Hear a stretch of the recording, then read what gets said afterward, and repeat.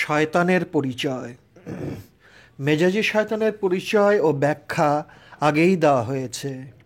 এখন আমরা হাকিকি শয়তান তথা আসল শয়তানের পরিচয় ও ব্যাখ্যা সামান্য দিতে চাই। হাকিকি শয়তান তথা আসল শয়তান পবিত্র কোরআন অনুসারে 4 প্রকার: ইবলিস, শয়তান, মরদুদ এবং খান্নাস। এই 4 প্রকার শয়তানকে আল্লাহ পাক মাত্র 2টি স্থানে থাকবার অনুমতি দিয়েছেন। এই 2টি স্থান ছাড়া এই 4 প্রকার শয়তানকে আর কোথাও থাকার অনুমতি দেওয়া হয়নি। এমনকি আল্লাহর সমগ্র সৃষ্টি রাজ্যের আর কোথাও থাকার অনুমতি দেওয়া হয়নি। যে 2টি নির্দিষ্ট স্থানে এই 4টি শয়তানকে থাকার অনুমতি দেওয়া হয়েছে, সেই স্থান 2টির নাম হলো জিনের অন্তর এবং মানুষের অন্তর। জিনের অন্তর এবং মানুষের অন্তর ছাড়া এক পাও বাহিরে যাওয়ার ক্ষমতা শয়তানের নাই। সুতরাং জিনের অন্তর এবং মানুষের অন্তর ছাড়া এই 4টি শয়তানের থাকার আর কোনো বিন্দুমাত্র স্থান নাই। আকাশ হতে শয়তানেরা যে আগুনের গোলা নিক্ষেপ করতে থাকে তথা ফেলতে থাকে, উহা পৃথিবীর আকাশ নয়, বরং প্রতিটি মানুষের মনের আকাশ। এই মনের আকাশ হতেই শয়তান মানুষকে বিভ্রান্ত করার তরে, দিশেহারা করার তরে, বিপথে নেবার তরে অনবরত আগুনের গোলা নিক্ষেপ করতে থাকে। চরম সত্যে মানুষের মনের আকাশে শয়তান যে আগুনের গোলা নিক্ষেপ করে, ইহা শয়তানের ডিউটি। মানুষটি দুনিয়ায় চায় না আল্লাহকে চায়, এই পরীক্ষা করার জন্যই এহেন আগুনের গোলা নিক্ষেপ করার কথাটি আসে। যদি পরীক্ষা করার প্রশ্নটি না থাকতো, তাহলে মনের আকাশে আগুনের গোলা নিক্ষেপ করার প্রশ্নই উঠত না। সুতরাং শয়তান বাহিরে থাকে না, থাকবার বিধান নাই। দুধ আর মাখন যেভাবে দুধের সঙ্গে জড়িয়ে থাকে এবং দুধের মাঝে যে মাখন আছে ইহা বুঝবার উপায় থাকে না, সেরকম মানুষের অন্তরে যে শয়তান অবস্থান করছে ইহাও বুঝবার উপায় থাকে না। সুতরাং প্রতিটি মানুষ মনে করে যে সে একা, কিন্তু আসলে সে মোটেই একা নয়। যেহেতু প্রতিটি মানুষের সঙ্গে শয়তানকে পরীক্ষা করার জন্য দেওয়া হয়েছে, সেই হেতু মানুষ 2 জন, অনেকটা একের ভিতরে 2-এর মতো। কিন্তু ইহাও সত্য নহে, কারণ জীবাত্মার সঙ্গে খান্নাসরূপী শয়তান পাশাপাশি অবস্থান করছে। সেরকমভাবে আরেকজন অবস্থান করছে। সেই আরেকজনের নাম হলো রূহ তথা পরমাত্মা তথা স্বয়ং আল্লাহ। তাই প্রতিটি মানুষের শাহরাগের নিকটেই আল্লাহ আছেন বলে ঘোষণাটি দেখতে পাই। অন্য কোনো জীব জানোয়ারের শাহরাগের নিকটে আল্লাহর অবস্থানটির ঘোষণা কোরআনে পাই না।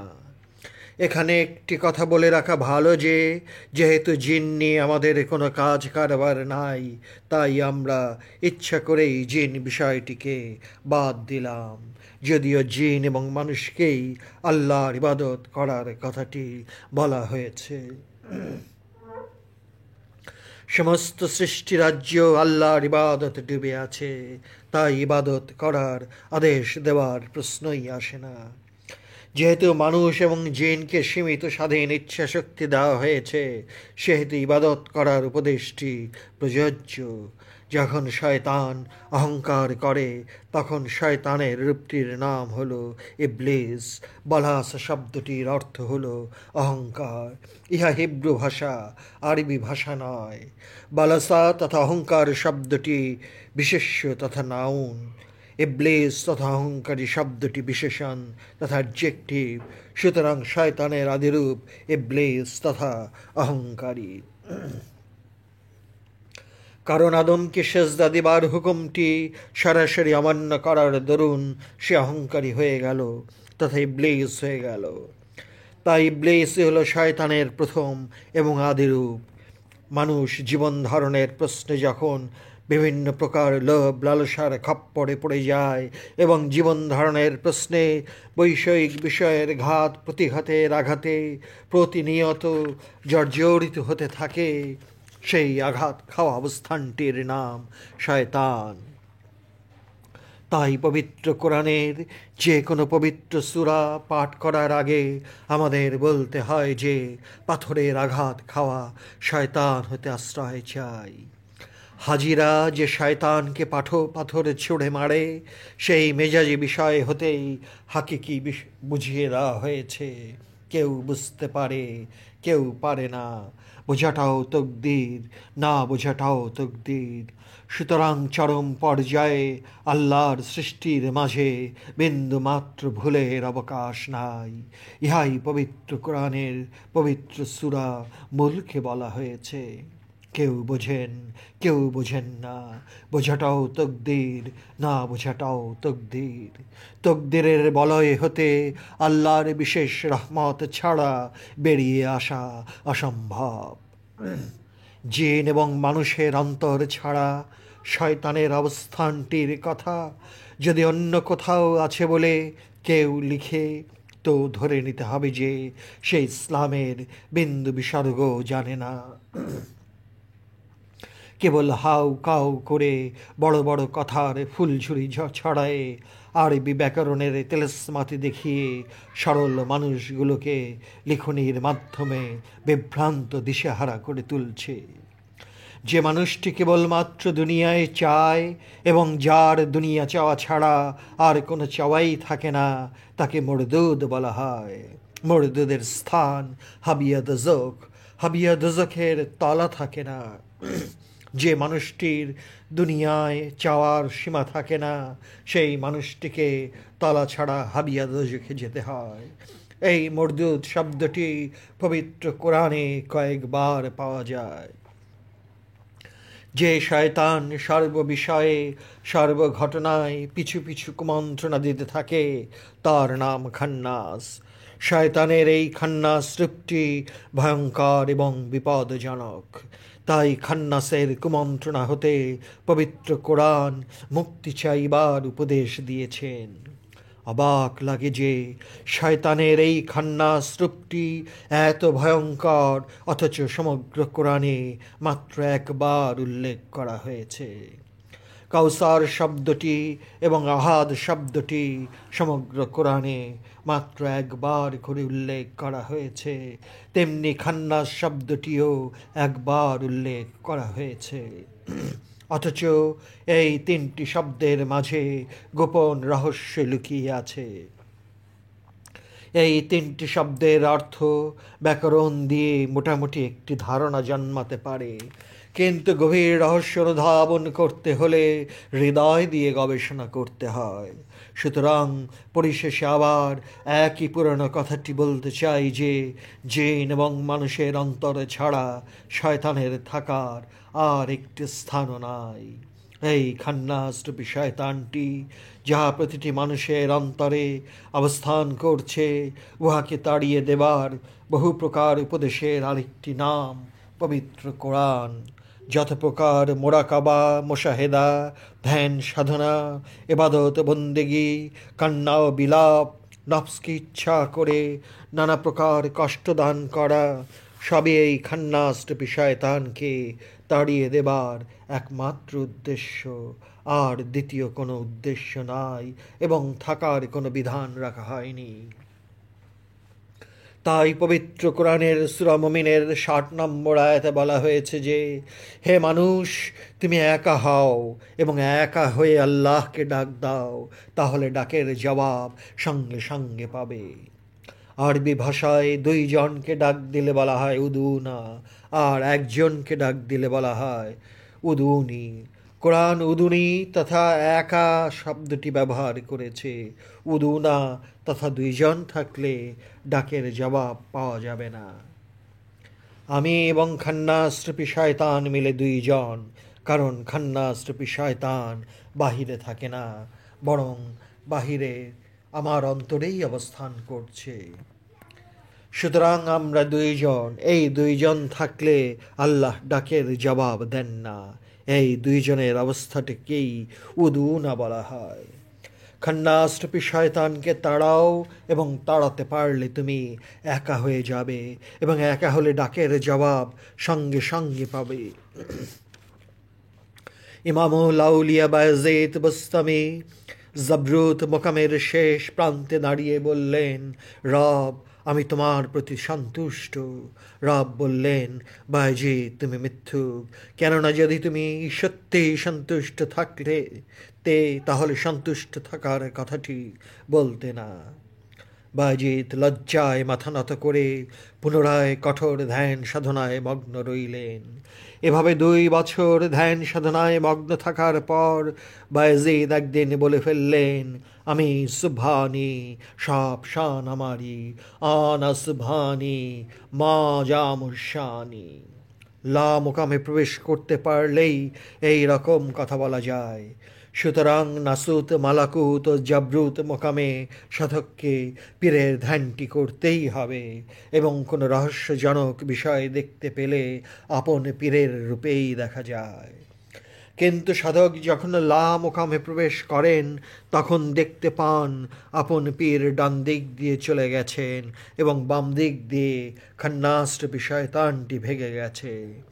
তখনই সাধক নিজের মধ্যে দেখতে পান যে তাঁর পীরও তিনি এবং তাঁর মুরিদও তিনি। এখানেই তৌহিদ। সুতরাং পীর ধরাও সেরেক, কিন্তু ইহাই শেষ সেরেক। সুতরাং আপন পীরের অবস্থানটি জাবরুত মোকাম পর্যন্ত। লাহুত মোকামে পীর আর থাকেন না।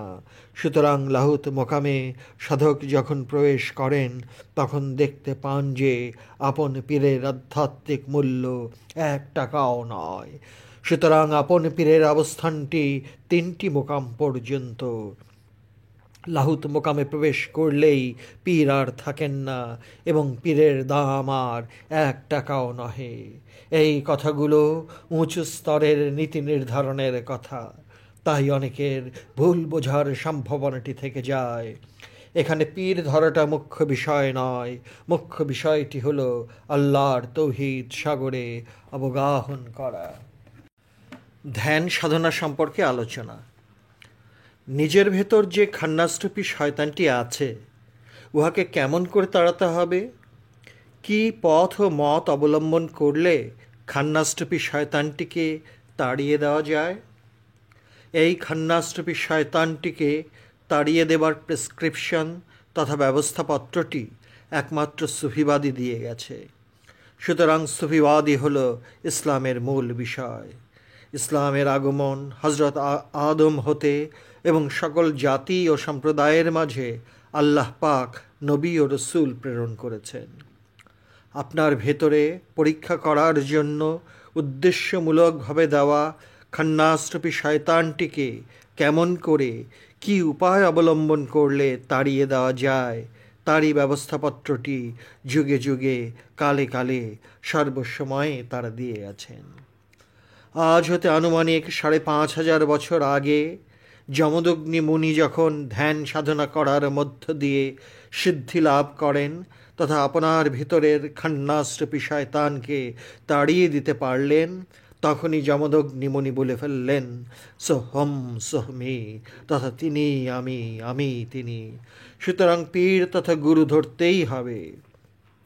এই পীর তথা গুরুর মাধ্যমে শিষ্যকে তথা মুরিদকে শিখে নিতে হবে, জেনে নিতে হবে কেমন করে, কিভাবে, কি উপায়ে নিজের ভিতরের খন্নাসরূপী শয়তানটিকে তাড়িয়ে দেওয়া যায়। আরবি ভাষায় যাকে আমরা খন্নাসরূপী শয়তান বলি, উহাকেই বৈদিক যুগের মুনি ঋষিরা মায়া বলে থাকেন।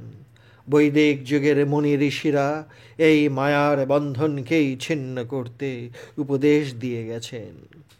বৈদিক যুগের মুনি ঋষিরা বলেছেন যে কর্ম করা বন্ধন নয়, বরং কর্মের মাঝে যখন মায়া এসে উপস্থিত হয় তখনই কর্ম বন্ধন হয়ে যায়।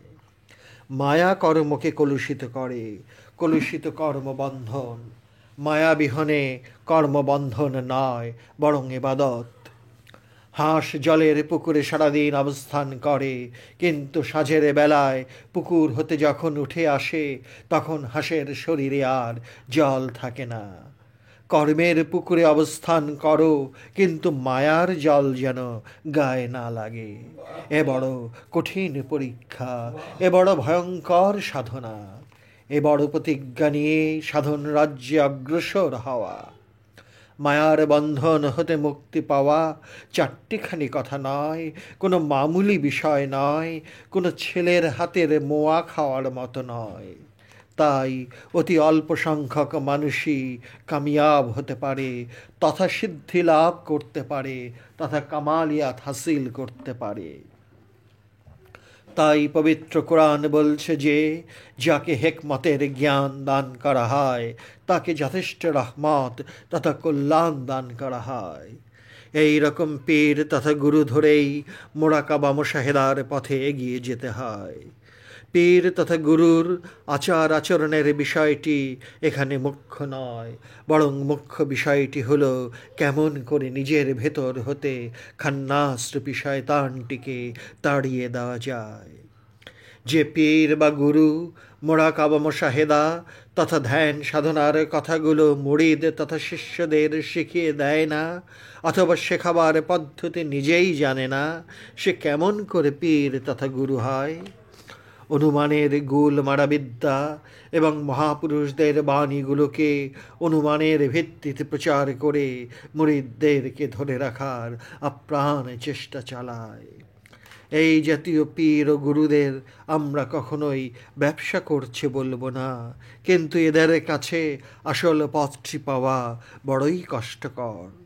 কারণ সুফিবাদ বাকিতে পাওয়ার কথাতে বিশ্বাস করে না, তথা মরে গেলে পাবে এরকম উদ্ভট আজগুবি কথায় সুফিবাদ বিশ্বাস করে না। মহানবী হেরা গুহায় যে ধ্যান সাধনাটি করেছেন, উহাতে নবুয়ত নগদি পেয়েছেন, বাকিতে নয়। পবিত্র কোরআন নগদি পেয়েছেন, বাকিতে নয়। জিবরিল আমিনকে নগদি দেখেছেন, বাকিতে নয়। সুতরাং সুফিবাদ নগদ পাওয়ার একটি মূল্যবান দর্শন। সুফিবাদ বলে যে বাকির নাম ফাঁকি। সুফিবাদ বলে যে দুনিয়াতে যে অন্ধ, আখেরাতেও সে অন্ধ থাকবে। হজরত বাবা বু আলী শাহ কালান্দার সরাসরি বলেছেন যে, আসো আমার কাছে মুরিদ হও, আমার কথা মতো মোরাকাবা মুশাহেদা করো, মাত্র 120 দিন, তারপর দেখো সত্যের রহস্যের দর্শন পাও কি না। যদি না পাও তাহলে 2 হাতে 2টি পাথর নিয়ে আমার কালান্দারের মাজারে ছুঁড়ে মেরে দিয়ে বলে দিও, কালান্দার মৃত্যু। এই 120 দিনের ধ্যান সাধনায় তুমি কামেল হবে না সত্যি, কিন্তু কামালিয়াতের কিছুটা রহস্য অবশ্যই বুঝতে পারবে।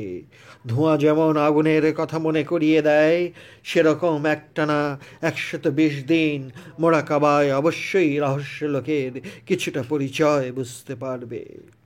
বু আলী শাহ কালান্দার যদিও সরাসরি চ্যালেঞ্জ ছুড়ে মারেননি, কিন্তু আশার আলোর কথাটি জানিয়ে দিলেন। এরকম খাড়াধারা কথা খুব কম ওলি বলে থাকেন। পবিত্র কোরআনও 120টি দিন আপন দেহের মাঝে ভ্রমণ করার উপদেশ দিয়েছেন। হজরত মুজাদ্দেদ আল ফেসান সরহিন্দ বলেছেন, তোমার পীরই হলো তোমার প্রথম মাবুদ। পীর তস্ত আউয়াল মাবুদ তস্ত, মতলাউল কিতাবের 86 পৃষ্ঠা। বাক্যটি সাধারণ দৃষ্টিতে অনেক প্রশ্ন জাগিয়ে তোলে, কিন্তু এখানে লক্ষ্য করার বিষয়টি হলো যে উনি পীরকে প্রথম মাবুদ বলেছেন, কিন্তু আখের তথা শেষ মাবুদ বলেননি। কারণ পীর নাসুত, মালাকুত এবং জাবরুদ মোকাম পর্যন্তই থাকেন। সুতরাং পীর সুফিবাদের হিসাব অনুযায়ী প্রথম মাবুদ। তাহলে শেষ মাবুদ কে? শেষ তথা আখের মাবুদ তথা আপন রব তথা আল্লাহ। যখন সাধকের আপন নফস হতে খান্নাসরূপী শয়তান বাহির হয়ে যায়, তখনই আপন রব তথা আল্লাহ রূহ রূপে উদ্ভাসিত হয়ে ওঠেন। তখনই সাধকেরা আমি সত্য বলে ঘোষণা করেন। আমার সুরেশ্বরী বাবার শান কত বড় রে, আমার বাবা ভান্ডারীর শান কত বড় রে। আমার খাজা বাবার শান কত বড় রে, আমার বড় পীর গাউসুল আজমের শান কত বড় রে। এই কথাগুলো বলা অবশ্যই ভালো, কিন্তু শান কত বড় রে বললেও শান আছে, না বললেও শান আছে। প্রশ্ন হলো, আমি কি পেলাম? আমি তো বকরির 3 নম্বর বাচ্চার মতো দুধ না পেয়ে সারাটি জীবন লাফালাফি করে গেলাম। একটি বারের তরেও তো 120 দিনের মোরাকাবার ধ্যান সাধনা করলাম না। কেবল 1 বস্তা সুফিবাদের কথাই শিখলাম, 1 বস্তা সুফিবাদের দলিল দস্তাবেজ আয়ত্ত করলাম, এবং বাহাসের মধ্য দিয়ে, কথা কাটাকাটির মধ্য দিয়ে হারিয়ে দিলাম। এবং মনে মনে আত্মতৃপ্তি পেয়ে বলতে লাগলাম, আমি কি হনুরে। কিন্তু সুফিবাদের রহস্যলোকের বিন্দু বিসর্গ জানার আগ্রহটি প্রকাশ করলাম না। আগের দিনের পীর ফকিরদের জীবনী পাঠ করলে দেখতে পাই যে প্রতিটি পীর ফকির বছরের পর বছর মোরাকাবার ধ্যান সাধনাটি করে গেছেন। অথচ আফসোস, অথচ বড়ই দুঃখের কথা যে এই আধুনিক যুগের পীর ফকিরেরা মোরাকাবার ধ্যান সাধনাটির কথা ভুলেও একবার উচ্চারণ করেন না। যথেষ্ট সন্দেহ করার অবকাশ থেকে যায় যে এরা নিজেরাই মোরাকাবার ধ্যান সাধনাটি করেছেন কি না। নিজে না জানলে অপরকে জানাবে কেমন করে?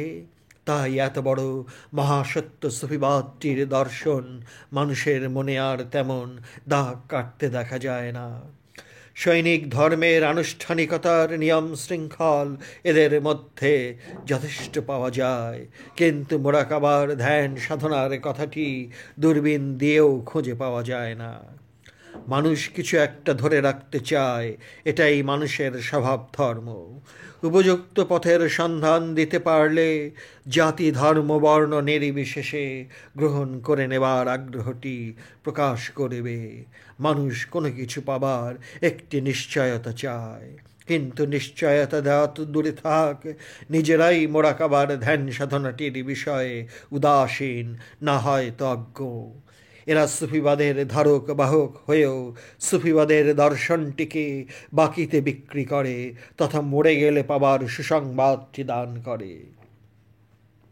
অথচ সুফিবাদের দর্শনটি হলো একদম নগদ। তাই আজকাল আমরা সুফিবাদে বিশ্বাসীদের সঙ্গীতে বাকিতে পাবার বিলাপ শুনতে পাই, মরণকালে দয়াল দেখা দিও রে। এরকম তেলস্মাতি গান বিলাপ আর কান্নায় গেয়ে থাকে। অবশ্য এ কথাটিও অপ্রিয় সত্য যে যাদের বুঝিবার আন্তরিক আগ্রহটি নাই, তাদেরকে শত বুঝালেও কোনো কাজ হবে না। বৃত্ত বৈভবের মোহ যাদেরকে চন্দ্রগ্রহণ সূর্যগ্রহণের মতো গ্রাস করে ফেলেছে, তাদের কাছে সুফিবাদের তো বহুদূরের কথা, ধর্ম বিষয়ের সাধারণ আদেশ উপদেশগুলো কোনো কাজে আসে না। এরাই মানুষের সুরতে অসুর, এরাই সমাজের ভারসাম্য এবং শৃঙ্খলাকে ভেঙে চুরমার করেছেন। এরা প্যাঁচ ঘোষ দিয়ে কথা বলার ঝানু সৈনিক। এরাই গরিব দুঃখী এতিম মিসকিনের হক মেরে দিতে সামান্য দ্বিধাও বোধ করেন না। এরাই গরিব দুঃখীদের বুকের উপর পাড়া দিয়ে মিলাদ মাহফিলে যোগ দেয়। এরাই কাঁচা গলা মোমের মতো সহজ সরল গরিব মিসকিনদের জন্য দেওয়া ত্রাণ সামগ্রী মেরে দিয়ে গুদামজাত করে। এরা মানুষের চেহারায় হিংস্র জানোয়ারের চেয়েও খারাপ। হিংস্র জানোয়ার সিংহ বাঘের পেট ভরে গেলে বিশ্রাম নেয়, আর শিকার করে না। এরা হাজার কোটি টাকার মালিক হয়েও গরিব মিসকিনদের ত্রাণ সামগ্রী লুণ্ঠন করে গুদামজাত করে। এদের অনেক আছে, কিন্তু এদের চাওয়ার শেষ নাই, এদের পাওয়ার শেষ নাই। পবিত্র কোরআন এদের বিষয়ে বলছে, তুমি কি সেই মানুষটিকে দেখেছ যে ধর্মকে প্রথমে অস্বীকার করে? সে সেই মানুষটি যে অতিম গরিব মিসকিন হতে মুখ ফিরিয়ে নেয়। নফস তথা আমি পবিত্র। তখনই নফস অপবিত্র হয় যখন খান্নাসরূপী শয়তানটি আমার মধ্যে অবস্থান করে। আমি যোগ খান্নাসরূপী শয়তান সমান সমান আমিত্ব আহম, হাস্তি, খুদি, ইগোসেন্ট্রিসিটি।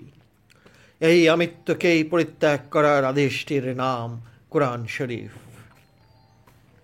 কোরআনে আদেশ উপদেশের বিচিত্র ভঙ্গি ও শৈলী পাওয়া যায়। বিচিত্র আদেশ উপদেশে বিচিত্র কথা ও রূপকথার মাধ্যমে এই আমিত্বটিকে তাড়িয়ে দিয়ে একা হতে বলছে পবিত্র কোরআন। চরম সত্যে এই একটিমাত্র আদেশ উপদেশ ছাড়া আর দ্বিতীয় কোনো আদেশ উপদেশ নাই। ঘাত অনেক, নদী একটাই। স্বর্ণের অলঙ্কার বহু, কিন্তু গলিয়ে ফেললে একই সোনা। দেশ জলবায়ুর প্রশ্নে গরুর আকার অনেক রকম, কিন্তু দুধ একই। বৈদিক যুগের মুনি ঋষি হতে আজকের এই আধুনিক যুগের সুফিদের একই কথা, একই উপদেশ, কিন্তু উপদেশের ভাষা ও বাক্যের স্টাইল অনেক রকম। তাই এক কামেল পীরের যদি উপযুক্ত হতে পারো, তাহলে সকল পীরের রহমতের দরজা তোমার জন্য খোলা থাকবে। যদি এক কামেল পীরের দৃষ্টিতে অনুপযুক্ত হও, তাহলে দেখতে পাবে সকল কামেল পীরের রহমতের দরজা বন্ধ। কামেল পীরেরা অনেক ধ্যান সাধনা করার পর আল্লাহ পাকের বিশেষ রহমত অর্জন করতে পেরেছেন। সেই রহমতটি আর কিছুই নয়, কেবলমাত্র খান্নাসরূপী শয়তানটিকে তাড়িয়ে দেবার সঙ্গে সঙ্গে রূহ তথা আল্লাহ স্বয়ং রব রূপে অবস্থান করেন। তখন নফসটি হয়ে যায় রুহের বাহন মাত্র। নফস মুতমাইন্না হবার পর আরও যদি ঊর্ধ্বস্তরে গমন করতে পারে এবং পরিশেষে চরম পর্যায়েও অবস্থান নেয়, তবু নফস সৃষ্ট তথা প্রতিটি মানুষ যদি ঊর্ধ্ব জগতে বিচরণ করে, তবু সে সৃষ্ট, কারণ নফস সৃষ্ট, কিন্তু রূহ সৃষ্ট নয়। রব আল্লাহর আদেশ তথা আল্লাহ স্বয়ং। চন্দ্রগ্রহণ সূর্যগ্রহণের মতো যখন মানবীয় নফসটিকে রূহ তথা আল্লাহ সম্পূর্ণ গ্রাস করে ফেলে, তখন নিজেকে আর দেখতে পান না। তখনই সাধক বলে ফেলেন আনাল হক তথা আমি সত্য। তখনই শ্রী শ্রী চৈতন্যদেব বলে ফেলেন তুই মই, মই তুই, তথা তুই আমি, আমি তুই। এই দর্শনটিকে পবিত্র কোরআন এভাবে বলছে যে আপনি পাথর ছুঁড়ে মারেননি, বরং আমিই ছুঁড়ে মেরেছি। ওটা আপনার হাত নয়, বরং ওটা আমার হাত। যদিও মানবীয় সত্যটি সৃষ্ট এবং আল্লাহ পাকের সর্বশ্রেষ্ঠ সিফাত তথা গুণ, সিফাত কখনো জাত নয়, বরং জাত হতে সিফাতের আগমন। তাই বলা হয়ে থাকে মানুষ আল্লাহ নয়, আবার আল্লাহ হতে আলাদাও নয়। ডালিম গাছ নয়, আবার গাছ হতে আলাদা নয়। পবিত্র বুখারী শরীফেও বলা হয়েছে যে বান্দা নফল ইবাদত করতে করতে আল্লাহর এত নিকটে এসে পড়ে যে বান্দার জবান আল্লাহর জবান হয়ে যায়, বান্দার চোখ আল্লাহর চোখ হয়ে যায় এবং সেই চোখে আল্লাহ দেখেন। বান্দার চোখ আল্লাহর কান হয়ে যায়, সেই কানে শ্রবণ করেন। বান্দার হাত আল্লাহর হাত হয়ে যায়, সেই হাতে কর্ম করেন। বান্দার পা আল্লাহর পা হয়ে যায় এবং সেই পা দিয়ে হাঁটেন। যদিও চরম সত্যে বান্দা সিফাত জাত নয়, তবু সিফাতের মধ্যে জাত আপন রূপে উদ্ভাসিত হতে পারে, কিন্তু জাতের মধ্যে সিফাতের অবস্থানটি হয় না। ইহা একটি সূক্ষ্ম বিষয়, ইহা একটি চিকন চিন্তা, ইহা একটি রহস্য লোকের কথা, যা সবার পক্ষে বুঝে ওঠা সম্ভবপর নয়। মহানবী রহমাতুল্লিল আলামিন তথা সমস্ত আলমের রহমত, তাই মহানবী সবারই শিক্ষা ও দীক্ষার মহাগুরু। যারা এই ঊর্ধ্বলোকের বিষয়টি অবগত নয় তথা বুঝতে পারে না, তাদেরকেই মহানবী সৈনিক ধর্ম পালনের প্রেসক্রিপশন তথা ব্যবস্থাপত্রটি রহমত রূপে দিয়ে গেছেন। পাঠশালার শিক্ষা, স্কুলের শিক্ষা, কলেজের শিক্ষা এবং বিশ্ববিদ্যালয়ের শিক্ষা সবই শিক্ষা, তবে প্রকারভেদ অবশ্যই আছে। কোনো শিক্ষাকেই খাটো করে দেখার অবকাশ নাই। প্রতিটি সিফাত তথা গুণ জাত হতে আগমন করেছে। এমনকি একটি ধূলিকণাও আল্লাহর সিফাতের সিফাত হয়ে অবস্থান করছে। আল্লাহ ছাড়া কোনো অস্তিত্বই নাই। অস্তিত্ব না থাকাটাই একটি বিরাট শূন্য। শূন্য যোগ শূন্য সমান সমান শূন্য। আধুনিক বিজ্ঞান অস্তিত্ববিহীন কিছুরই অবস্থান থাকতে পারে না বলে সিদ্ধান্ত দিয়ে গেছে। তাই বলা হয়েছে ওয়াহদাহু লা শরীকা লাহু, অর্থাৎ তিনিই একমাত্র এবং তার কোনো শরীক নাই। সামান্য একটি ধূলিকণাও যদি বলে ফেলে যে আমি যতই ক্ষুদ্র হই না কেন আল্লাহর অস্তিত্বের সম্পূর্ণ বাহিরে অবস্থান করছি, তাহলে ধূলিকণা যতই ক্ষুদ্র হোক না কেন আল্লাহর সঙ্গে শিরক করছে। তাই আল্লাহ লা শরীকা লাহু। সুতরাং আল্লাহ পাক যেমন ওয়াহেদ তথা এক, তেমনি আবার আহাদু তথা স্বয়ম্ভু। ইউরোপীয় দার্শনিকেরা আল্লাহর এই স্বয়ম্ভু রূপটির রহস্য অনুধাবন করতে না পেরে আল্লাহকে পৃথক রূপে দেখার দর্শনটি প্রচার করে। দার্শনিক কান্ট, হেগেল, বার্টসাঁ, দেকার্তে এরকমভাবেই আল্লাহর পরিচয়টি প্রকাশ করতে চেয়েছেন। যতটুকু উপলব্ধি ততটুকুই বৃত্ত। উপলব্ধি যত বড়, বৃত্তটিও ততই বড়। সুতরাং চরম সত্যে গালি নাই।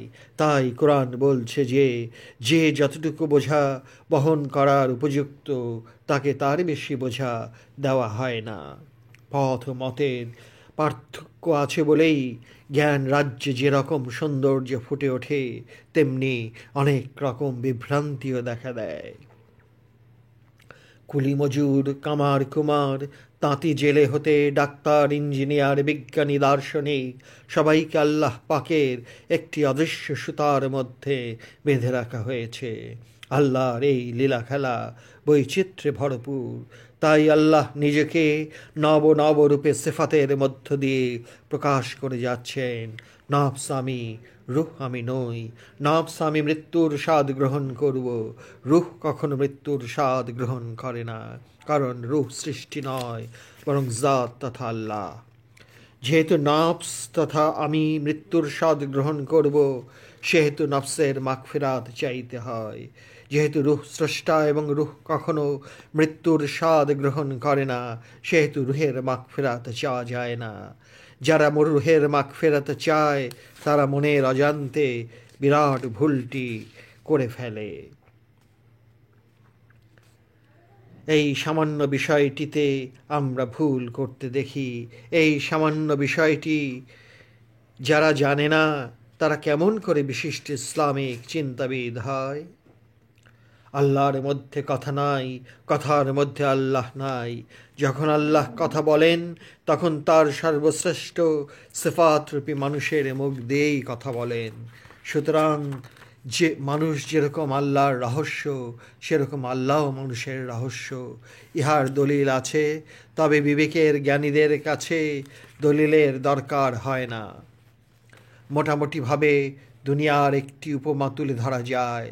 যৌন বিশেষজ্ঞরা একটি কথা বলে থাকেন, যৌন মিলনের চরম মুহূর্তে কারো পক্ষে একটি বাক্য শুদ্ধ করে বলা সম্ভবপর নয়। সুতরাং রূহরূপী আল্লাহ যখন সাধকের ভিতর উদ্ভাসিত হয় তখন রূহ কথা বলে, যদিও সাদা চোখে আমরা দেখতে পাই যে মানুষটি কথা বলছে। তাই অলিয়েরা বলে থাকেন যে যার কথা সেই বলছে, মানুষটি তো কেবলমাত্র একটি বাহানা। তাই কোরআন বলছে যে মহানবী নিজ হতে একটি কথাও বলেননি, বরং আল্লাহ যা বলেছেন তা তিনি বলে গেছেন। যেহেতু প্রতিটি মানুষের সঙ্গে আল্লাহ পাক খান্নাসরূপী শয়তানকে পরীক্ষা করার জন্য দিয়েছেন, সেই হেতু আবু জাহেল, আবু লাহাব, ওকবা, সাইবা এবং আবদুল্লাহর মতো প্রচণ্ড সন্দেহপ্রবণ মানুষগুলো কোনো কালেই এই কথাগুলো গ্রহণ করে নিতে পারেননি, পারে না এবং পারবেও না। যত প্রকার উপমা এবং দলিলই দেখানো হোক না কেন, এই জাতীয় প্রচণ্ড সন্দেহবাদীরা বিনা বাক্যে মেনে নিতে পারে না। ইহাই তাদের তকদির, যাহা পূর্বজন্মের কর্মফল বলে প্রাচীনকালের মুনি ঋষিরা বলে গেছেন। অবশ্য এ কথাটিও আংশিক সত্য বলে ধরে নিতে চাই যে তথাকথিত মানব সভ্যতার সৃষ্টি একদিনে হয়নি, বরং ধাপে ধাপে এগিয়ে যাচ্ছে। এই তথাকথিত মানব সভ্যতার অবদান কেবলমাত্র মানুষের নয়, বরং খান্নাসরূপী শয়তানের অবদান অস্বীকার করার জো নেই বলেই মনে করি। হজরত দাউদ, হজরত সুলাইমান যে বাইতুল মুকদ্দাস তৈরি করেছিলেন, ইহাতে খান্নাসরূপী শয়তানের যে অবদান আছে, ইহা কোরআনেরই ঘোষণা। শয়তান কেবলমাত্র আত্মদর্শনের ধ্যান সাধনা হতে মানুষকে ফিরিয়ে রাখে, কারণ শয়তান ভালো করেই জানে যে যে তার নফসের পরিচয়টি জানতে পেরেছে, সে তার রবরূপী আল্লাহর পরিচয়টি জানতে পেরেছে। সুতরাং শয়তান ভালো করেই জানে যে আত্মদর্শনেই রবের দর্শন হয়, এবং এই দর্শনের পথ হতে ফিরিয়ে রাখাটাই শয়তানের ধর্ম। কারণ শয়তানকে বলতে শুনি যে সে আল্লাহকে পরিপূর্ণরূপে ভয় করে। শয়তান আল্লাহকে মানে, কিন্তু আদমকে মানে না, মেনে নিতে পারে না, এবং মেনে নেবার ধর্মটি শয়তানের নেই। ইহাই শয়তানের অভিশপ্ত তকদীর। এখন বিরাট প্রশ্নটি হলো যে মোরাকাবা মুশাহেদার ধ্যান সাধনাটি কেমন করে এবং কী উপায়ে এবং কী পদ্ধতিতে করলে আপনার অভ্যন্তরে রবরূপী আল্লাহ উদ্ভাসিত হবে। এখানেই পীরের প্রয়োজন, এখানেই গুরুর প্রয়োজন। গো মানে অন্ধকার, রু মানে আলো। সুতরাং যিনি অন্ধকার হতে আলোর পথ দেখিয়ে দেবেন, তিনিই গুরু, তিনিই তো পীর। অবশ্য গুরু তথা পীর দেখার আগে, পীর ধরার আগে তথা মুরিদ হওয়ার আগে এই শর্তটি অবশ্যই থাকতে হবে যে আপনার দেখানো এবং শেখানো মোরাকাবার ধ্যান সাধনায় যদি রহস্যলোকের কোনো নিদর্শন দেখতে না পাই, তাহলে আপনাকে পরিত্যাগ করে অন্য গুরু তথা পীর ধরতে বাধ্য হব। কারণ পীর ধরাটি এখানে আসল বিষয় নয়,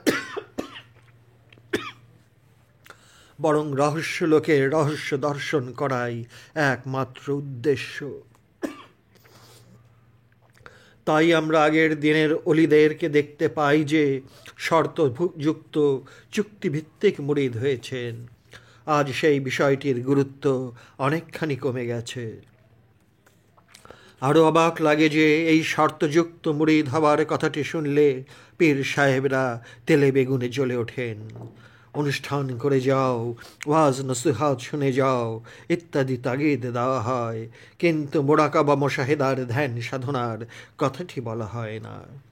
অবশ্য আজকের বেশিরভাগ মুরিদদের মোরাকাবার ধ্যান সাধনা করার আগ্রহটিও দেখা যায় না। সুতরাং রুহান মান ফেরেস্তা তথা যেমন মানুষ তেমন পীর। তাছাড়া মুরিদদের সংখ্যা দিয়ে পীরের গুণ নির্ণয় করা হয়। আমার পীর কুতুবুল আক্তাব, আমার পীর দরবেশ, আমার পীর গৌসুল আজম বলাটি অবশ্যই ভালো এবং শোভনীয়। কিন্তু আমি কি পেলাম, আমি কি জানলাম, আমি কি বুঝলাম, আমি রহস্যলোকের কি পরিচয় পেলাম ইত্যাদি প্রশ্নগুলো যাদের বিবেকের দরজায় আঘাত করতে থাকবে, তারা অবশ্যই সত্য সুন্দর পথে এগিয়ে যেতে পারবে। আমার পীর আদর্শবাদী নামাঙ্গ পীর অথবা ফুজাইল ইবনে আয়াজের মতো ডাকাত কি না, সেই বিষয়টি এখানে ধর্তব্য নয়। কারণ আদর্শ ও প্রেম এক জিনিস নয়। আদর্শ দিয়ে আদর্শবাদী হওয়া যায় এবং প্রেম দিয়ে প্রেমিক হওয়া যায়। ইংল্যান্ডের এডওয়ার্ড ধোপার মেয়েকে বিয়ে করেছিলেন, যার দরুন বিশাল ব্রিটিশ সাম্রাজ্যের সিংহাসনে বসতে পারেন নাই। সিংহাসনে বসাটা ছিল একটা নিরেট আদর্শ, আর সিংহাসনটি হাসি মুখে পরিত্যাগ করে ধোপার মেয়ে নিয়ে সংসার করাটা ছিল প্রেম। আল্লাহ বলেছেন, কে আমাকে ভালোবাসতে চায় সে যেন আমার রসূলকে অনুসরণ করে। এখানে ভয় এবং সুন্নাত শব্দটি নাই, বরং আছে হুব্বুল তথা প্রেম। এখানে অনুসরণ করতে বলা হয়েছে, অনুকরণ নয়, কারণ মহানবীকে পরিপূর্ণরূপে অনুকরণ করাটি সম্ভবপর নয়। সুতরাং অনুসরণ আর অনুকরণ এক বিষয় নয়। যীশুখ্রিস্ট যখন কাঁটায় বানানো মুকুট পরে নিজের ক্রুশ নিজেই বহন করে নিয়ে যাচ্ছিলেন, তখন এক কিশোরী অবাক হয়ে বলেছিল, প্রভু, এ কি দৃশ্য দেখছি! কয়েক মাস আগে আমার নিকটাত্মীয় মৃত লেজারাসকে জীবিত হও বলার সঙ্গে সঙ্গে জীবিত হয়ে গেল। যিনি মৃতকে জীবিত করতে পারেন, যিনি অন্ধকে চক্ষু দান করতে পারেন, যিনি কুষ্ঠরোগীকে ভালো করতে পারেন, যিনি মাটি দিয়ে বানানো পাখিটিকে ফুৎকার দিয়ে জীবন্ত করতে পারেন, তিনি কেন কাঁটার মুকুট পরিধান করে নিজের ক্রুশ নিজেই বহন করে যাচ্ছেন? যীশুখ্রিস্ট তথা হজরত ঈসা কিশোরীকে বললেন, কন্যা, মানুষের সুরতে যারা অসুর, তারা কোনোদিন দেবতাকে গ্রহণ করেনি, করে না এবং করবেও না। তাই আমি স্বেচ্ছায় চলে যাচ্ছি। ক্রুশে বিদ্ধ করার পর ইহুদি আলেম ওলামারা একটি সাংঘাতিক যুক্তিপূর্ণ কথা বলেছিল, আমরা নিজেরাই সাক্ষ্য দিচ্ছি যে তুমি মৃতকে জীবিত করতে পারো, কিন্তু আজ আমরা তোমাকে শুলে চড়িয়েছি এবং এই শুল হতে যদি তুমি বেরিয়ে আসতে পারো, তাহলেই তোমাকে সত্য নবী বলে মেনে নেব। আর যদি আমাদের দেওয়া শুলিতেই তোমার মরণ হয়, তাহলে সত্য নবী বলে মানব না। কি সাংঘাতিক ধারালো যুক্তিপূর্ণ কথা! আজও এই যুগে যদি আমরা সেই স্থানে অবস্থান করতাম, তাহলে কি ওই ইহুদি আলেম ওলামাদের ধারালো যুক্তির খপ্পরে পড়ে যেতাম না? কারণ ইহুদিদের শুলিতেই তাঁর মৃত্যু হয়েছিল। যিশু বেরিয়ে আসেননি, কারণ ওই শুল হতে বেরিয়ে আসলে আল্লাহর পরীক্ষাটির আর কিছুই অবশিষ্ট থাকে না। সুতরাং অবশ্যই যুক্তিতর্ক যেমন পথ দেখায়, সেরকম কখনো কখনো বিভ্রান্ত করে। এ বিষয়টি বড়ই নাজুক বিষয়। খান্নাস জড়িত নফস এই নাজুক বিষয়টি সহজে মেনে নিতে চায় না। মেজাজি কাবা হচ্ছে মক্কায় অবস্থিত কাবাটি। হাকিকি কাবা তথা আসল কাবাটি হলো মমিনের দিল, মমিনের দিলই হলো আসল কাবা। মনে রাখতে হবে যে আমানু তথা যারা ঈমান এনেছে তারা ঈমানদার, কিন্তু মমিন নয়। আমানু এবং মমিনের মধ্যে বিরাট পার্থক্য। তাই আমরা দেখতে পাই যে ঈমানদারকে আবার আল্লাহতে ঈমান আনার আহ্বান জানানো হচ্ছে। প্রথমটি হালকা ঈমান তথা অন্ধবিশ্বাসের ঈমান এবং অপরটি দর্শনীয় ঈমান। দর্শনীয় ঈমান নষ্ট হবার প্রশ্নই ওঠে না, কারণ যিনি সত্য দর্শন করতে পেরেছেন, তিনি কেমন করে সত্য পথ হতে বিপথে যেতে পারে? আনুষ্ঠানিকতার প্রশ্নে সমাজ জীবনের ধারাবাহিকতা রক্ষার্থে হয়তো কখনো কখনো এদিক সেদিক হতে পারে, কিন্তু মূল বিষয়টি হতে বিচ্যুত হবার প্রশ্নটি অবান্তর। অনেকেই হয়তো জানেন না যে আব্দুহুদের কোনো প্রকার ইবাদত বন্দেগী করতে হয় না। ইহা মিশকাত শরীফের হাদিসেই আমরা দেখতে পাই। ধর্মের অনুষ্ঠানের পল্লবগ্রাহিতায় যারা নিমজ্জিত, তারা আব্দুহুদেরকেও ইবাদত বন্দেগীর অনুষ্ঠানে দাঁড় করিয়ে ছাড়ে। সূরা কাহাফে আমরা একজন আব্দুহুর সঙ্গে হজরত মূসাকে জ্ঞান অর্জন করার জন্য সাক্ষাৎ করতে দেখি। হজরত মূসা এই আব্দুহুর সাথে 3 বার ধৈর্য ধারণ করার চুক্তিটি রক্ষা করতে পারেননি। আব্দুহুর জ্ঞান অর্জন করার প্রশ্নটি তো বহু দূরের কথা। আব্দুহু মাঝির নতুন নৌকাটিকে ছিদ্র করে নদীর কিনারায় ডুবিয়ে দিলেন।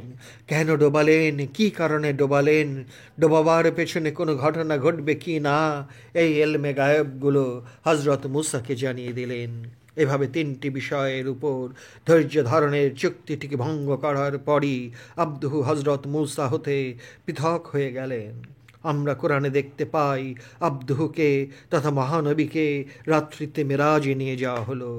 এখানে রসুলকে বা নবীকে নেবার কথাটি না বলে আব্দুহু কথাটি উল্লেখ করা হয়েছে। এই আব্দুহুকে সহজ ভাষায় বুঝবার জন্য জ্ঞানীরা একটি প্রতিশব্দ ব্যবহার করেছেন। সেই প্রতিশব্দটির নাম হলো খিজির। খিজির অর্থ হলো চিরসবুজ। যে সবুজের মধ্যে কোনো দিন কোনো কালেই অন্য কোনো রং ধারণ করে না, তাকেই চিরসবুজ বলা হয়।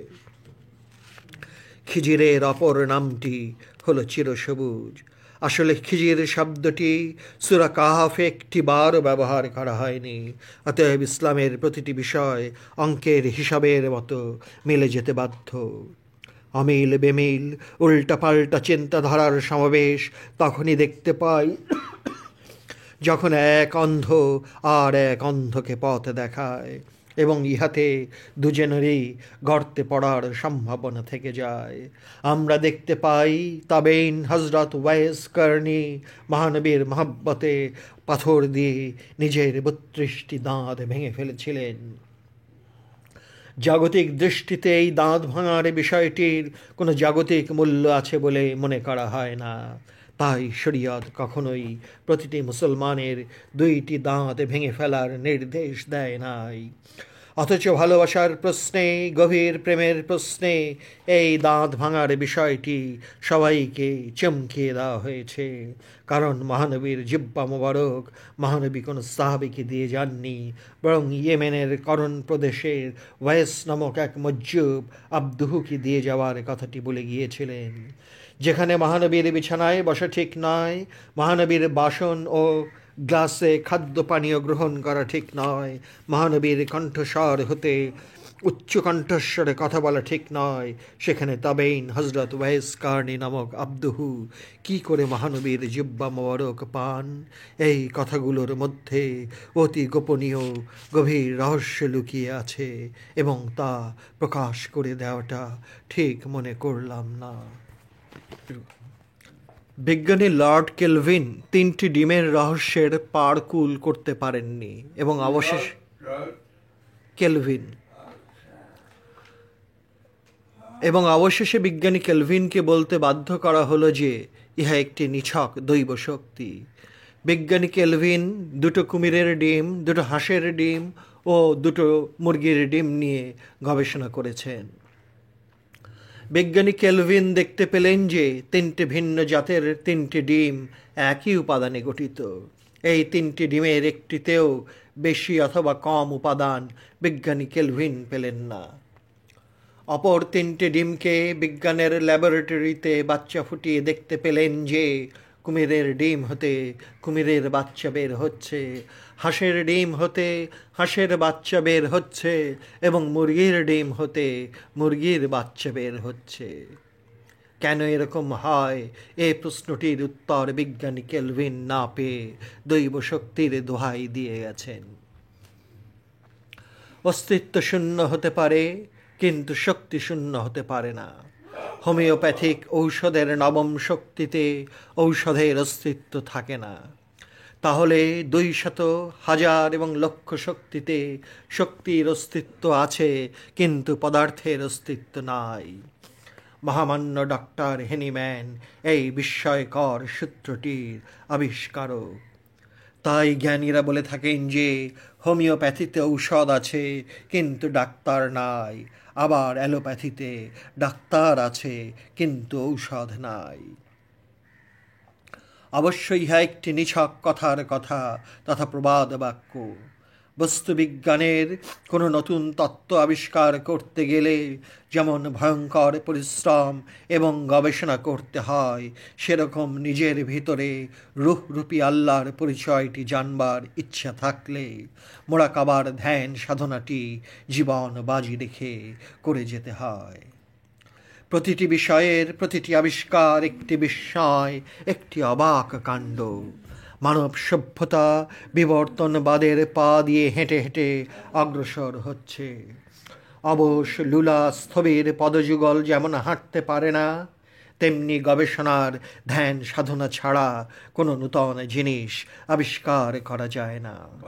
সুতরাং বিবর্তনবাদী সভ্যতার দিকে এগিয়ে নিয়ে যায়, স্থবিরতা নয়। এখানেই শেষ, আর কিছু নাই। এ কথা যারা বলে তারা সব জান্তার ভূমিকা পালন করে। তাদের মধ্যেই আমরা অহংকারের আস্ফালন কম বেশি দেখতে পাই। পশুত্ব অহংকারের জন্ম দেয়, গতি অহংকারকে ভেঙে খান খান করে দেয়। তাই আমরা দেখতে পাই পবিত্র কোরআনের সূরা লোকমানের ২৭ নম্বর আয়াতে আল্লাহ পাক বলছেন যে আমরা এই কোরআনের ব্যাখ্যা ও বিশ্লেষণ যদি কেউ লিখতে চায় তাহলে দুনিয়ার পানিগুলো যদি কালি হয় এবং গাছগুলো যদি কলম হয়, তবু লিখে শেষ করা যাবে না। এমনকি 7 বার পানিগুলো কালি এবং 7 বার গাছগুলো কলম হলেও নয়। এত বড় নির্জলা সত্যটি জানবার পরও আমরা অহংকার করি, আমরা স্ফালনের প্রচণ্ড ঢেউ তুলি, আমরা অনেক কিছু জানবার তৃপ্তির ঢেকুর তুলি। অথচ একটি বারও বলতে শিখলাম না যে এই মহাসীমের, মহাজ্ঞানের, মহাসাগরের কিনারেও দাঁড়াতে পারিনি। মেজাজি শয়তান 3টি মক্কার মিনাতে অবস্থান করে। হাকিকি 4টি শয়তানকে মাত্র 2টি স্থানে থাকবার অনুমতি দিয়েছেন আল্লাহ পাক। হাকিকি 4টি শয়তান কেবলমাত্র জিনের অন্তর এবং মানুষের অন্তরেই থাকার অনুমতি পেয়েছে। সুতরাং অন্য কোথাও হাকিকি 4টি শয়তানের থাকার কথাটি বলা হয়নি। মানুষের অন্তরের ভেতরই শয়তান অবস্থান করে। অথচ কি নির্মম দুর্ভাগ্য যে সেই মানুষটি 4টি হাকিকি শয়তানকে বাহিরে খোঁজে। মানুষ মনেই করতে চায় না যে শয়তান তার অন্তরেই অবস্থান করছে। সেই জন্য মানুষ এই কথাটি বলতে ভালোবাসে, খুব পছন্দ করে, ভবের নাট্যশালায় মানুষ চেনা দায়। কিন্তু যখনই বলা হয় যে ভবের নাট্যশালায় নিজেকে চেনা দায়, তখনই মুখমণ্ডল বিবর্ণ রূপ ধারণ করে। মলিনতার কালো ছায়া মুখমণ্ডলটিকে ছেয়ে ফেলে। কি বিচিত্র লীলা খেলা, কি রহস্যময় প্রশ্ন আর জিজ্ঞাসা। কখনো উত্তর পাই, কখনো আহত পাখির মতো ছটফট করি। তাই তো আল্লাহ পাক বলেছেন, তোমরা যত চালাকি করো না কেন, জেনে রাখো আমি আল্লাহই সবচাইতে বড় চালাক। বর্ণমালা নাই, শব্দচয়ন নাই, বাক্য গঠনের শৈলী নাই, ছবিতে সিংহবাঘ নাই। অথচ প্রকৃতির মাঝে বর্ণমালা আছে, শব্দচয়ন আছে, বাক্য গঠনের শৈলী আছে, জীবন্ত বাঘ আর সিংহ আছে। তাই তো মাওলা আলী বলেছিলেন যে ভাষায় লিখিত কোরআনটি বোবা কোরআন, আর আমি আলী জীবন্ত কোরআন। একটি মেজাজি, অপরটি হাকিকি, এই কথাটি বুঝতে হলেও প্রয়োজন হয় তকদির। বাহিরের যে কোনো বিষয় জানতে হলে কম বেশি লেখাপড়া করতে হয়, আর গবেষণা করতে হলে বিষয়টির উপর প্রচুর লেখাপড়া করতে হয়।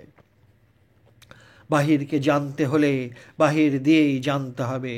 সুতরাং বাহিরের চোখ খুলেই বাহিরের বিষয়গুলো অধ্যয়ন করতে হয়। ভিতরের বিষয়টি আছে বলে বাহির ইঙ্গিত দিয়ে যায়, কিন্তু ভিতরের বিষয়টি জানতে হলে মোরাকাবার ধ্যান সাধনা ছাড়া সম্ভব নয়। ইহাই সুফিবাদের প্রথম এবং শেষ কথা।